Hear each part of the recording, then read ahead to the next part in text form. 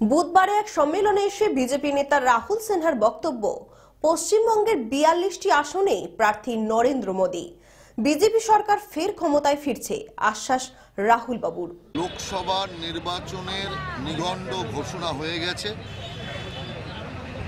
এবং বাংলায় ৭ দফার নির্বাচন ইলেকশন কমিশন ঘোষণা করেছে।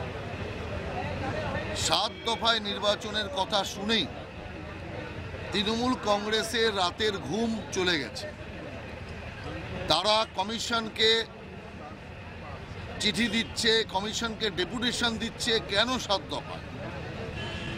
তো বিহারে যদি ৭ দফায় ইলেকশন হয়, ৪০ সিটের রাজ্য, পশ্চিমবাংলা ৪২ সিটের রাজ্য, ৭ দফায় ইলেকশন হলে অসুবিধা কোথায়?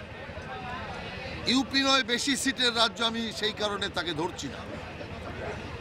তাহলে বিহারে কেউ প্রতিবাদ করলো না ৭ দফায় ইলেকশনের জন্য।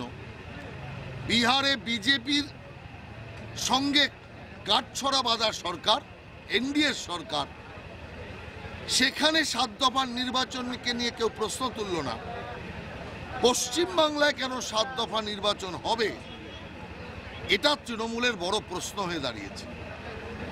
৭ দফায় নির্বাচন এই কারণে হবে, কোন রাজ্যে নির্বাচনে তৃণমূলের মতো এই রকম জনগণের ওপর হামলা, বুথ চুরি, বুথ লুট, প্রার্থী দাঁড়াতে দেব না, মিটিং করতে দেব না, এই জাতীয় আবহাওয়া ভারতবর্ষের কোথাও নেই। ২০০ জন একটা লোকাল ইলেকশনে মারা যায়, পঞ্চায়েতের বলি ২০০ জন। ভারতবর্ষের গোটা নির্বাচনেও ২০ জন মানুষ মারা যায় না। ৩টে রাজ্যে বিজেপি হারল, মোট ৫টা রাজ্যের ইলেকশন হলো, সেখানে একজন লোক মারা যাওয়া তো দূরের কথা, কারো ওপরে একটা আঘাত পর্যন্ত হয়নি। আর পশ্চিমবাংলায় কি অবস্থা চলছে?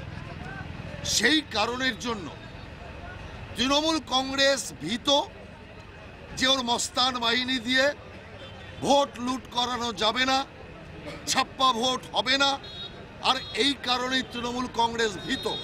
এই জেলায় যে ৩টে আসন আছে, এই ৩টে আসনে লড়াই সরাসরি বিজেপি বনাম কোথাও কংগ্রেস, কোথাও তৃণমূলের সাথে হবে। বহরমপুর আসনে আমাদের বিশ্বাস যে বিজেপি বনাম কংগ্রেসের লড়াই হবে। তৃণমূল কংগ্রেস যতই ডিম ভাত খাওয়াক আর যাই করুক আর মিনি ব্রিগেড করুক, তৃণমূল কংগ্রেস বহরমপুরে ৩য় স্থান পাবে। অর্থাৎ লড়াই বিজেপি বনাম কংগ্রেসের সাথে।